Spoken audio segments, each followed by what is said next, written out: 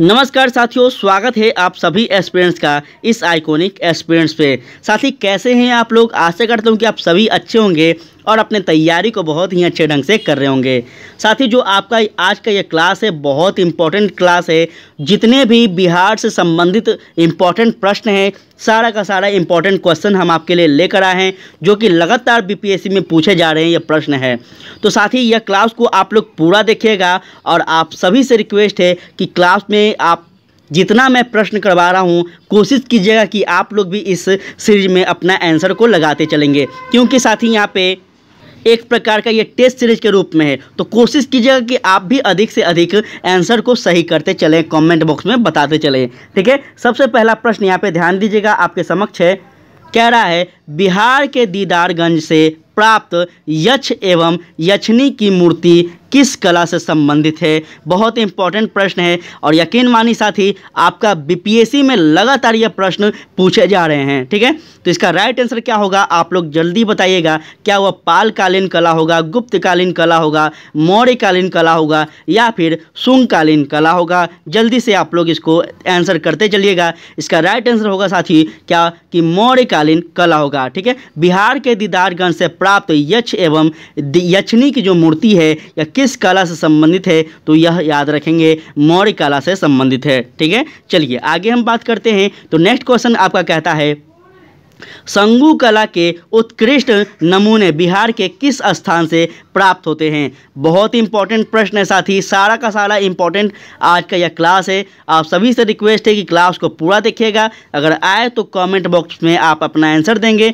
नहीं भी आए तो आप लोग क्लास को सुनिएगा। इसका राइट आंसर क्या होगा? क्या वो कैमूर होगा, समस्तीपुर, बोधगया या फिर सिवान? जल्दी से आप लोग अपना आंसर को देते चलिए। इसका राइट आंसर होगा साथी आपका क्या? तो बोधगया साथी याद रखेंगे। शुंग कला जो है यह कहाँ का है साथियों? तो याद रखेंगे शुंग कला के जो उत्कृष्ट नमूने प्राप्त हुए हैं यह कहाँ से हुए हैं? तो बोधगया से हुए हैं, याद रखेंगे। चलिए आगे हम बात करते हैं। तो कहता है बिहार में पाल युग में कांस्य युग से संबंधित निर्मित मूर्ति एक उन्नत शैली का विकास हुआ और यह कांस्य मूर्ति के निर्माण की इस शैली का निर्णायक देन थी। किसकी देन थी? जल्दी जल्दी आप लोग आंसर करें। इसका राइट आंसर होगा साथी आपका ऑप्शन नंबर यहाँ पे क्या? तो धीमन एवं पिठपाल की। ठीक है, किसकी थी? तो धीमन एवं पिठपाल से संबंधित है, याद रखिएगा, बहुत इंपॉर्टेंट है। ठीक है, चलिए आगे हम बात करते हैं।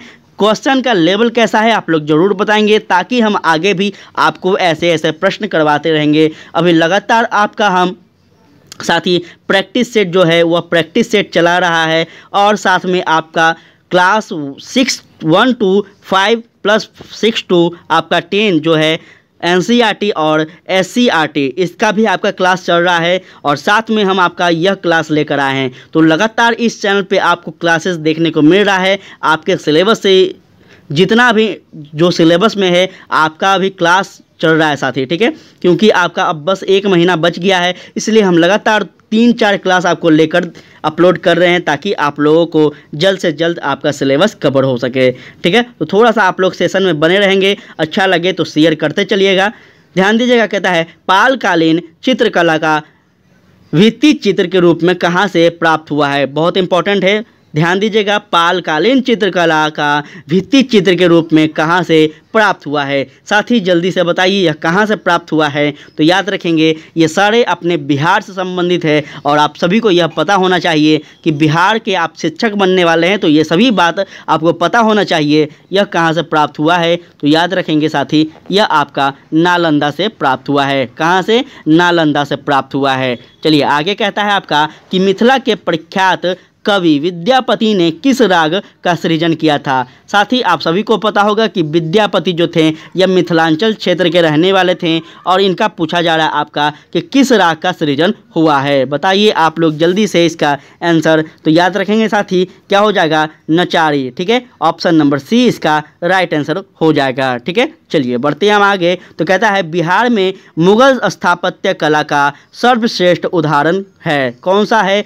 बिहार में मुगल स्थापत्य कला का सर्वश्रेष्ठ उदाहरण कौन सा है? तो याद रखेंगे इसका क्या हो जाएगा? पहले आप लोग बताइए, क्या वह पटना स्थित संगीत मस्जिद है, मनेर स्थित शाह दौलत का मकबरा है या फिर पटना स्थित सैफ का मकबरा है, शेर शाह सूरी का मकबरा है। कौन सा इसमें राइट आंसर होगा? जल्दी से आप लोग आंसर दीजिए। इसका राइट आंसर होगा साथी आपका ऑप्शन नंबर ए, ठीक है। पटना स्थित संगीत मस्जिद जो है यह आप लोग याद रखेंगे, यह किससे संबंधित है? तो याद रखिएगा साथियों, मुगल स्थापत्य कला का सर्वश्रेष्ठ उदाहरण यह है, ठीक है। चलिए आगे बात करें तो कहता है फाग राग का सृजन बिहार में किसने किया था?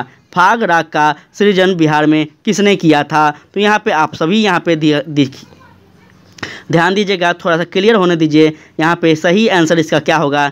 तो राइट आंसर इसका होगा साथी आपका महाराजा नवल किशोर सिंह के द्वारा, ठीक है। इसका फाग सृजन का जो आपका उदाहरण है, इसका सृजन किया गया था किसके द्वारा? तो महाराजा नवल किशोर के द्वारा किया गया था। बहुत इंपॉर्टेंट है, ये सारे याद रखिएगा। आगे हम बात करें तो कहता है बिहार में लगनी राग किस अवसर पर गाया जाता है? बताइए आप सभी, यह जो राग है यह किस अवसर पर गाया जाता है बिहार में? साथ ही बिहार के कला और संस्कृति से आपका 100% आपका कम से कम 2-3 क्वेश्चन 100% रहेगा। बिहार से अगर बात करें तो कम से कम आपका इतिहास में 10 क्वेश्चन बिहार से रहेगा, जिसमें 2-3 क्वेश्चन आपका कला और संस्कृति से रहेगा। यह आप लोग देख लीजिएगा, बहुत इंपॉर्टेंट है, ठीक है। हम बार बार आपको बता रहे हैं कि आप बीपीएससी का पैटर्न को जरूर देखें, पुराना आंसर की को जरूर देखिए, तभी आपको आइडिया लग पाएगा। तो याद रखेंगे इसका आंसर क्या होगा? तो साथ ही इसका आंसर होगा विवाह उत्सव पर। बिहार में लगनी जो राग है यह कब गाया जाता है? तो विवाह उत्सव पर। यहाँ पे आपको नाम से ही पता चल रहा होगा लगनी, ठीक है। बिहार में कहते हैं ना लगन उतर गया इसका, तो इस प्रकार के याद रखेंगे आप सभी कि इसका राइट आंसर क्या होगा। आगे हम समझना चाहें तो यहाँ ध्यान दीजिएगा आप सब। कहता है वर्ष 2001 के भारत रत्न के सम्मानित उस्ताद बिस्मिल्लाह खां का जन्म स्थान कहाँ हुआ था? कौन सा स्थान है साथी? बताइए जल्दी जल्दी आप सभी कि बिस्मिल्लाह खां जो कि शहनाई वादक हैं, इनका आप लोग बताइए कि इनका जन्म स्थान कौन सा है। याद रखेंगे कौन सा है साथी? तो डुमराव है, ठीक है। कौन सा है? डुमराव है, याद रखिएगा। आप लोग कमेंट में बताइएगा कि डुमराव कहाँ पे है, बिहार के किस जिला में है या फिर यूपी में है, कहाँ पे डुमराव है, आप लोग बताइए।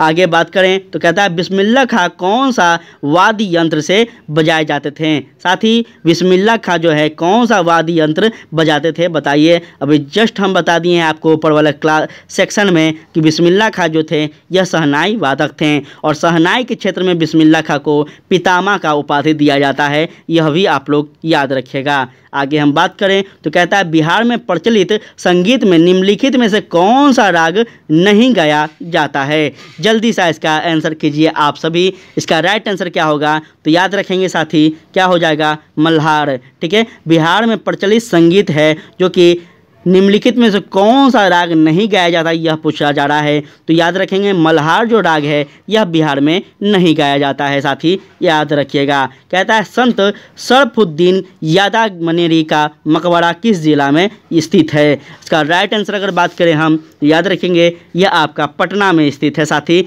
याद रखिएगा। चलिए आगे बात करते हैं। आप लोग आंसर को लगा रहे हैं कि नहीं लगा रहे हैं ये बताते चलिएगा, ठीक है। ध्यान देंगे साथ ही। कह रहा है नेक्स्ट क्वेश्चन आपका थंग का चित्रकला का संबंध किस धार्मिक संप्रदाय से है? बहुत इंपॉर्टेंट प्रश्न है, जल्दी जल्दी आप लोग आंसर को देते चलिएगा। बहुत इंपॉर्टेंट आज का यह प्रश्न है।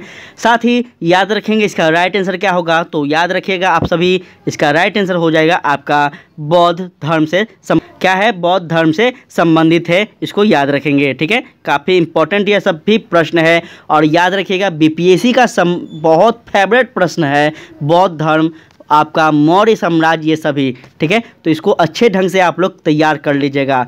कहता है पटना कलम से संबंधित नीचे कुछ कथन दिए गए हैं, उस गुट की सहायता से सही कथन का चयन करिए। चलिए समझते हैं इस कथन को। सबसे पहला कह रहा है पटना कलम चित्रकला के तहत केवल व्यक्ति विशेष के चित्र ही बनाए जाते हैं।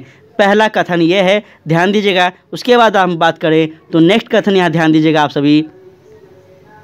कहता है नेक्स्ट आपका कि पटना कलम चित्रकला में मुख्यतः गहरे भूरे लाल तथा गहरे नीले रंग का प्रयोग किया जाता है। जल्दी से आप लोग आंसर को लगाएं कि कुट के माध्यम से कौन सा आंसर इसमें सही होगा, कौन सा कथन सही है। तो याद रखेंगे साथी, इसका राइट आंसर होगा आपका केवल 2 और 3, ठीक है, केवल 2 और 3 जो है यह आपका राइट आंसर हो जाएगा, ठीक है। थोड़ा सा यहाँ पे ध्यान दीजिएगा, 2 और 3 कह रहा है तो यहाँ 3 तो है ही नहीं ऑप्शन में, यहाँ पे ऑप्शन तो 3 दिया गया नहीं है, तो इसको आप लोग क्या कीजिएगा साथी, तो इसको आप लोग ऑप्शन नंबर सेकंड को आप सही मान लीजिएगा, ठीक है। ऑप्शन नंबर सही क्या है, सेकंड है कि पटना कलम चित्रकला में मुख्यतः गहरे भूरे, लाल तथा गहरे नीले रंग का प्रयोग किया जाता है, यह सही है, ठीक है। अगर आपके सामने ऑप्शन ना रहे तो उस समय आपका जो सामने आंसर हो रहा है उसी को सही मानिएगा, ये आप लोग सीख लीजिए, ठीक है। कहता है ध्यान दीजिए, नीचे दिए गए कथनों पर कूट की सहायता से सही कथन का चयन कीजिए। सारा का सारा स्टेटमेंट वाला प्रश्न आपको प्रैक्टिस सेट जब करवा रहे हैं वहाँ भी आप लोग देख रहे होंगे कि स्टेटमेंट वाला प्रश्न कितना ज़्यादा है, तो थोड़ा सा आप स्टेटमेंट वाले प्रश्न पे फोकस कीजिएगा अधिक। तो इसका राइट आंसर क्या होगा साथी, याद रखेंगे, क्या वह पाल शासकों के समय बिहार में तार पर चित्रकला काफ़ी प्रसिद्ध थी? क्या गया स्थित बाजार बराबर पहाड़ियों में के गुफा चित्र पालकालीन है, या फिर बिहार में चित्रकला के प्रारंभिक साक्ष्य पालकाला से प्राप्त होते हैं? कौन सा इसमें राइट आंसर होगा, जल्दी से आप लोग इसका आंसर दीजिए। इसका राइट आंसर होगा साथी आपका ऑप्शन नंबर डी, केवल 1 और 2, केवल 1 और 3 जो है यह आपका राइट आंसर होगा, ठीक है। चलिए आगे हम बात करते हैं। तो कहता है पटना कलम के महत्वपूर्ण चित्रकला थे कौन से? तो याद रखेंगे साथी, पटना कलम के जो महत्वपूर्ण चित्रकला हैं वह आपका हो जाएगा कौन सा? तो याद रखेंगे सेवक राम। कौन है? सेवक राम जो हैं यह आपका क्या है, तो महत्वपूर्ण चित्रकार हैं, इसको याद रखेंगे, ठीक है। आपसे पूछ दिया जाएगा कि मधुबनी चित्रकला के महत्वपूर्ण चित्रकार कौन हैं, इस प्रकार से भी पूछ दिया जाए तो आप लोग थोड़ा सा याद रखिएगा, चित्रकला को बहुत अच्छे ढंग से पढ़िएगा, आप सभी, आपसे रिक्वेस्ट है।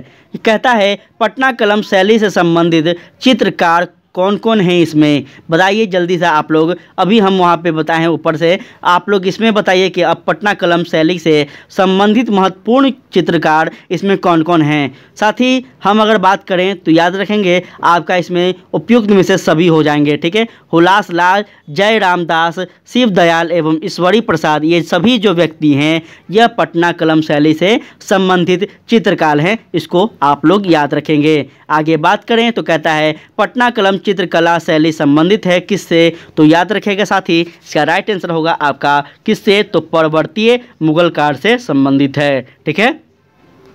क्लास कैसा लग रहा है आप लोग जरूर बताएं। छोटा सा मेरा प्रयास है ताकि आपका सारा सिलेबस कवर हो सके, जो भी आपसे पूछा जाए आप इस बार चूक ना कर जाएं। इसी प्रयास से हम आपको जो भी मुझे लग रहा है कि आना चाहिए एग्ज़ाम में, जो भी बीपीएससी का पैटर्न है इतने वर्षों से हम कोशिश कर रहे हैं कि आपको सब दे पाएँ, ठीक है। थोड़ा सा आप अपने भाई को सपोर्ट करेंगे तो आगे आपको 100% हर तरह का सुविधाएं मिलेगी।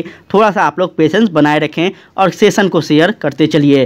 ध्यान दीजिएगा, कहता है मधुबनी चित्रकला के संबंध में कौन सा कथन सही है? मधुबनी चित्रकला आपके समक्ष आ गया है साथी, जल्दी से बताइए कौन सा कथन, यह लोक कला है, इसमें महिलाओं की सही महत्वपूर्ण भूमिका रही है, या फिर आगे और भी ध्यान दीजिएगा, यहाँ पे थोड़ा सा यहाँ पे ध्यान दीजिएगा, क्लियर होने दीजिए। या फिर कह रहा है यह चित्र 3 प्रकार के होते हैं, भीत चित्र, अर्पिन और पट्टी चित्र, उपयोग सभी। कौन सा इसमें आंसर सही होगा? जल्दी से आप लोग इसको सही कीजिए। इसका राइट आंसर होगा साथी आपका उपयुक्त सभी, ठीक है। क्या होगा? ऑप्शन डी इसका राइट आंसर होगा। मधुबनी चित्रकला के महत्वपूर्ण प्रतिनिधित्व या कलाकार कौन कौन हैं, जल्दी बताइए। कौन कौन इससे संबंधित चित्रकार हैं, जल्दी बताइए आप सभी, कौन कौन इसमें कलाकार हैं। तो इसका राइट आंसर होगा साथी आपका उपयुक्त सभी। सिया देवी, कौशल्या देवी और शशिकला देवी जो है यह इसमें संबंधित है। एक बात याद रखिएगा कि जो मधुबनी चित्रकला है साथी, इसमें महत्वपूर्ण जब अगर बात की जाए तो सबसे ज़्यादा कलाकार अगर आपको मिले गए तो वो महिलाएं मिलेंगी, क्योंकि यह जो चित्रकला है यह एक प्रकार का मधुबनी चित्रकला महिलाओं का चित्रकला है। इस प्रकार से आप लोग याद रखेंगे। वर्तमान में इसमें महिलाएं भी पुरुष भी अधिक हैं, लेकिन पूरी तरह से अगर बात की जाए तो ये महिला का चित्रकला है, इसको याद रखिएगा आप सब, ठीक है। आगे बात करते हैं तो कहता है प्राचीन बिहार में महात्मा बुद्ध के समय गायिकाओं एवं नर्तिकाओं की उपस्थिति के साक्ष्य मिले हैं। कहाँ से मिले हैं, जल्दी बताइए आप लोग कहाँ से मिले हैं साक्ष्य।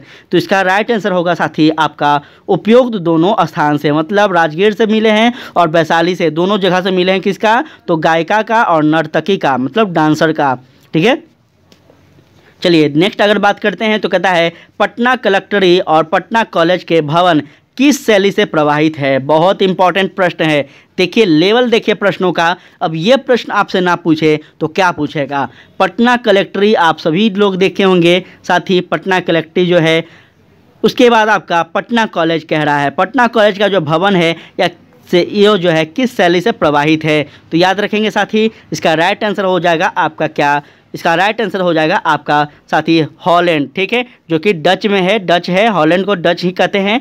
यह डच शैली से प्रवाहित है, इसको याद रखिएगा। आगे बात करें तो कहता है पटना सिटी में स्थित पादरी की हवेली और बांकीपुर चर्च प्रतिनिधित्व करती है किसकी। तो साथ ही याद रखेंगे यह आपका ऑप्शन हो जाएगा क्या, तो गौथिक शैली का। ठीक है, किसका? गौथिक शैली का प्रतिनिधित्व करती है, याद रखिएगा। और यह भी याद रखिएगा कि साथ ही ये जो पादरी का हवेली है पटना में, यह आपको पीएमसीएच के आगे मिलेगा। ठीक है, पीएमसीएच आप लोग देख रहे होंगे, पटना कॉलेज वाला रोड, उसके आगे आपको ये पादरी की हवेली मिलेगा साथी, जो कि सबसे पुराना यह कह सकते हैं एक प्रकार का चर्च है। ठीक है, सब बिहार का सबसे पुराना चर्च है, इसको आप इस भी याद रखिएगा, इस बात से भी।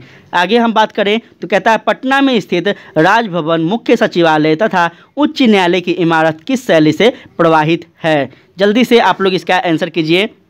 इसका राइट आंसर क्या होगा, जल्दी से आप लोग बताइए। तो ध्यान देंगे साथ ही, इसका राइट आंसर होगा आपका यूरोपीय पुनर्जागरण काल से संबंधित है, यूरोपीय पुनर्जागरण काल शैली से संबंधित है, इसको आप लोग अच्छे से याद रखेंगे। नेक्स्ट अगर बात करें तो कहता है मगही बोली के पहले कवि कौन है। साथ ही जल्दी बताइए, इसमें सुरेंद्र दुबे हैं, ईशान है, योगेश्वर सिंह है, अश्वीनाथ देव हैं, कौन है जल्दी बताइए। मगही बोली कहाँ कहाँ बिहार में बोला जाता है, यह भी आप लोग कमेंट बॉक्स में बताइएगा कि मगही बोली बिहार के किस क्षेत्र में बोले जाते हैं। जल्दी से आप लोग बताइए इसका आंसर।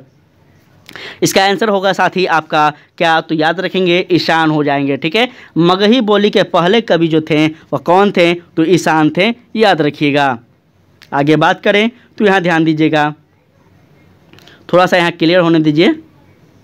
कहता है ध्यान दीजिएगा कि बिहार की पेंटिंग विद्या कौन सी है, बिहार की पेंटिंग विद्या कौन सी है, शब्दों पे गौर करना है, बहुत इंपॉर्टेंट प्रश्न है। इसका राइट आंसर हो जाएगा साथी क्या, तो याद रखेंगे मधुबनी पेंटिंग जो है यह क्या है, तो विद्या है, याद रखेंगे पेंटिंग विद्या है, इसको अच्छे से आप लोग याद रखेंगे। उम्मीद करते हैं कि आज आपका बिहार के बारे में बहुत सारी चीज़ जानने को मिला होगा और बहुत सारे ऐसे स्टूडेंट होंगे जो ऑलरेडी ये चीज़ जानते होंगे, तो उनका एक प्रकार का रिवीजन हो जाएगा। ठीक है, चलिए आगे करता है बात। तो कहता है मंजूषा चित्र शैली किस क्षेत्र में लोकप्रिय है। बहुत इंपॉर्टेंट है साथी, यह मंजूषा चित्र शैली बहुत बार बीपीएससी में पूछा जाता है। साथ ही इसका राइट आंसर क्या होगा, जल्दी से आप लोग इसको बताइए। इसका राइट आंसर होगा आपका क्या, तो साथ ही अंग हो जाएगा। अंग महाजनपद का था, याद रखेंगे। आप सभी को पता होगा कि 16 महाजनपद थे प्राचीन काल में, जिसमें 3 महाजनपद अपने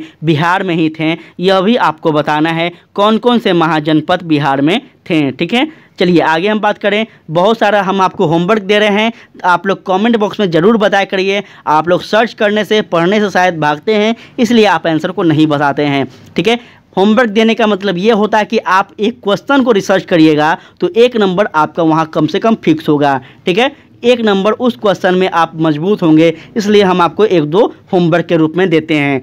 तो आप लोग बताया कीजिए कमेंट बॉक्स में जो हम होमवर्क के रूप में आपको क्वेश्चन दें। ठीक है, चलिए कहता है विदेशिया किस राज्य का लोकप्रिय नाटक नृत्य है। साथ ही जल्दी से आप लोग इसका आंसर कीजिए कि विदेशिया जो है या किस राज्य का लोकप्रिय नाटक नृत्य है। क्या वो झारखंड है, मध्य प्रदेश है, बिहार है या फिर राजस्थान है, कौन सा है जल्दी बताइए इसका आंसर। इसका राइट आंसर होगा साथी आपका अपना बिहार। साथी क्या हो जाएगा, यह हो जाएगा राइट आंसर। ठीक है, बहुत ही इंपॉर्टेंट है, इसको याद रखिएगा आप सभी लोग।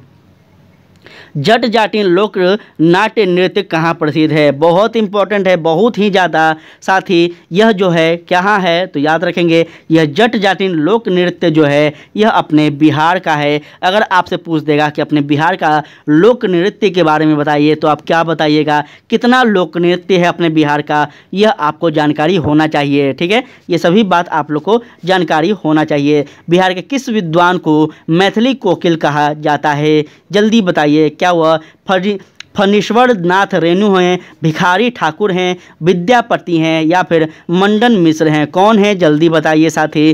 किनको कहा जाता है? साथी बताइए किनको मैथिली कोकिल कहा जाता है? जल्दी बताइए आप सब। इसका राइट आंसर होगा आपका क्या? तो याद रखेंगे साथी विद्यापति को क्या कहते हैं? तो याद रखेंगे साथी विद्यापति को आपको क्या कहा जाता है? तो मैथिली कोकिल कहा जाता है। ठीक है, और बिहार का कोकिला किसको कहते हैं ये आप लोग जरूर से बताइएगा। ठीक, आगे बात करें तो कहता है बिहार का अत्युदय त्यौहार क्या है? ठीक है, बिहार का अत्युदय त्यौहार कौन सा है? जल्दी से इसका आंसर कीजिए। तो यह आपका हो जाएगा साथी क्या? इसका राइट आंसर होगा आपका छठ पूजा। यह महान पूजा है साथी, जो कि अब बिहार की नहीं बल्कि भारत के अनेकों देश में राज्य में मनाई जाती है, और साथी अलग अलग देशों में भी यह छठ पूजा मनाई जाने लगी है। आप लोग देख सकते हैं कि यह एक प्रकार का बिहार का गौरव वाला पर्व है, बिहार का गौरव गाथा वाला पर्व है। और यह पर्व जो है बिहार का ऐसा कोई नागरिक नहीं होगा जो इस पूजा को मान्यता नहीं देता होगा, इस पूजा से गौरवान्वित नहीं होता होगा। तो इसका राइट आंसर आपका छठ पूजा हो जाएगा। ठीक है, आगे हम बात करें तो कहता है बिहार में झरनी नृत्य किस समुदाय का प्रसिद्ध लोक नृत्य है? जल्दी से इसका आंसर कीजिए। यह जो है लोक नृत्य है यह कहाँ का है और किस समुदाय का है? इसका राइट आंसर होगा साथियों मुस्लिम समुदाय का है, याद रखेंगे। ठीक है, बिहार में झरनी नृत्य जो है यह किसका है? तो लोक नृत्य है। और किसका है? तो साथी यह मुस्लिम समुदाय का है। आगे बात करें तो कहता है डोमकच है। डोमकच आप सबको पता होगा, जो भी गांव से बिलोंग करते हैं उनको तो 100% यह प्रश्न पता होगा कि डोमकच क्या होता है। तो डोमकच जो है यह क्या है? भक्तिपूर्ण धार्मिक नाटक है, या फिर यहाँ पे और ध्यान दीजिएगा आप सभी, थोड़ा सा यहाँ ध्यान दीजिएगा। भक्तिपूर्ण नाटक है, या फिर महिला प्रधान नाट्य है, भाई बहन आधारित नाटक है, मुस्लिम समाज का लोक नृत्य है? क्या है? जल्दी इसका आंसर कीजिए आप सब, इसका जल्दी आंसर कीजिए। इसका राइट आंसर होगा साथी आपका महिला प्रधान नाटक है यह क्या? डोमकच। और डोमकच कब निकाला जाता है साथी यह भी आप बताइएगा। आपको होमवर्क में दिया गया है, आपको कमेंट बॉक्स में बताना है कि डोमकच है जो बिहार में किस अवसर पर इसको निकाले जाते हैं। ठीक है, महिलाओं के द्वारा निकाला जाता है यह बात सच है, लेकिन किस अवसर पर यह आप लोग बताइए। आगे बात करें तो कहता है मधुश्रावणी वो पर्व विशेष रूप से मनाया जाता है कहाँ पे? जल्दी से बताइए। मधुश्रावणी जो है यह आपको साथी कहाँ मनाते हैं? तो मिथिलांचल में मनाया जाता है। कब मनाया जाता है? तो याद रखेंगे साथी सावन के महीना में पूरे एक महीना यह जो पर्व है यह पर्व मनाया जाता है, याद रखिएगा। आगे बात करें तो कहता है कालिदास रंगालय कहाँ स्थित है? कालिदास रंगालय कहाँ स्थित है? जल्दी बताइए। इसका राइट आंसर होगा साथी कालिदास रंगालय जो है यह आपका कहाँ है? तो पटना में है, याद रखिएगा। बहुत इंपॉर्टेंट है, बहुत फेमस है। यहाँ हर बार कुछ ना कुछ फंक्शन होते रहते हैं, सरकारी फंक्शन जो है होते रहती है। तो इस तरह से आपको न्यूज़ में सुनने को मिलेगा कालिदास रंगालय में ये हुआ वो हुआ। तो इस प्रकार से आप लोग याद रखिएगा। नेक्स्ट क्वेश्चन कहता है भोजपुरी का जन कवि किसे कहा जाता है? जल्दी बताइए। भोजपुरी का जन कवि किसको कहेंगे? क्या वो अवध बिहारी सुमन को कहेंगे, भिखारी ठाकुर को कहेंगे, गोरखनाथ को कहेंगे, या फिर गायत्री ठाकुर को कहेंगे? जल्दी सा इसका आंसर कीजिए साथी कि भोजपुरी का जन कवि किसे कहेंगे? जल्दी बताइए, जल्दी वेट कर रहे हैं हम आपका। इसका राइट आंसर हो जाएगा आपका ऑप्शन नंबर साथी क्या? तो भिखारी ठाकुर को भोजपुरी का जन कवि कहेंगे, जो कि बहुत इंपॉर्टेंट है। इन सारे प्रश्न को आप 2-3 बार रट लीजिएगा, सारा का सारा इंपॉर्टेंट है। और ऐसा इंपॉर्टेंट क्वेश्चन हम आपके लिए लगातार लेकर आते रहे हैं और लगातार आते रहेंगे। ठीक है, साथ ही यहाँ ध्यान दीजिएगा। कहता है वैशाली का मेला जो चैत्र शुक्ल के त्रयोदशी को आयोजित की जाती है या किससे संबंधित है? जल्दी बताइए इसका सही आंसर क्या होगा। यह इसका सही आंसर होगा साथियों, यह क्या है तो जैन धर्मावलि से संबंधित है। कौन सा? तो वैशाली में जो मेला लगता है चैत्र शुक्ल में त्रयोदशी मेला का जो आयोजन किया जाता है या किससे संबंधित है? तो जैन धर्मावलि से संबंधित है। इसको आप लोग याद रखेंगे। और यह जो है इस सेशन का अंतिम प्रश्न है साथी, इसी को आप लोग जल्दी से आंसर दीजिएगा और इसी के साथ हम करेंगे समाप्त आज का यह क्लास। कहता है हरिहर क्षेत्र का मेला या सोनपुर का मेला आयोजित किया जाता है। कहाँ किया जाता है? ऐसा कोई विद्यार्थी नहीं होंगे जो इस मेला का आनंद नहीं लिए होंगे, ऐसा कोई विद्यार्थी नहीं होंगे जो इस मेला को नहीं जानते होंगे साथी। यह विश्व का सबसे बड़ा मेला है। इसको जल्दी से आप लोग बताइए इस कहाँ पे मनाया जाता है? जल्दी बताइए साथी, इसका क्षेत्र कहाँ है? तो याद रखेंगे यह गंगा गंडक के संगम पर है। ठीक है, कहाँ है? तो गंगा गंडक के संगम पर है और इस मेला को सोनपुर में मनाया जाता है, इसलिए इसको सोनपुर मेला के नाम से भी जाना जाता है। यह विश्व का सबसे ज़्यादा जंतुओं वाला मेला है। इस प्रकार से आप लोग याद रखिएगा। ठीक है, इस प्रकार से याद रखिएगा। कैसा लगा क्लास आप लोग ज़रूर बताइएगा। यहाँ पे आपका आंसर की दिया गया है तो इसको भी आप लोग सही कर लीजिएगा, देख लीजिएगा। कोई दिक्कत हो तो आप लोग यहाँ पे देख लीजिएगा। ठीक है, तो आज के लिए इतना ही साथी। आप आगे हम लगातार इस ऐसा क्वेश्चन लेकर आते रहेंगे आपके लिए। और आपको बता दें कि अभी आपका इस चैनल पे लगातार डेली 3 क्लास अपलोड किया जा रहा है, जिसमें सबसे पहला प्रैक्टिस सेट बहुत इंपॉर्टेंट है। उसके बाद साथी आपका NCERT प्लस SCERT जो है यह आपका दोनों मिश्रण करके आपका ऑब्जेक्टिव टेस्ट सीरीज लाया जा रहा है। और उसके बाद आपका बिहार स्पेशल, जो कि बिहार से इम्पोर्टेंट क्वेश्चन जितने भी हैं पूछे गए हैं या फिर आगे पूछने की संभावना है, ये सारे लाया जा रहा है। तो थोड़ा सा आप लोग इस पर पेशेंस बनाए रखिए। बहुत ही अच्छा कर रहे हैं हम। अगर बात की जाए अगला कोचिंग के बारे में, अगर बात की जाए बड़े बड़े कोचिंग के बारे में, तो उन सारे कोचिंगों को हम देख रहे हैं। वो सारे आपको जहां पेड कोर्स आप कीजिएगा, जहां आप परचेस कर कर पढ़िएगा, वहां भी आपको यही पढ़ाया जाएगा। साथ ही जहां पे आपको यहाँ फ्री ऑफ कॉस्ट वही पढ़ाया जा रहा है। तो थोड़ा सा आप लोग मेहनत को समझिए, सेशन को शेयर करते चलिए और क्लास में बने रहिए। इसका PDF आप सभी को टेलीग्राम पर मिल जाएगा। तो आज के लिए इतना ही। जय हिंद, जय भारत।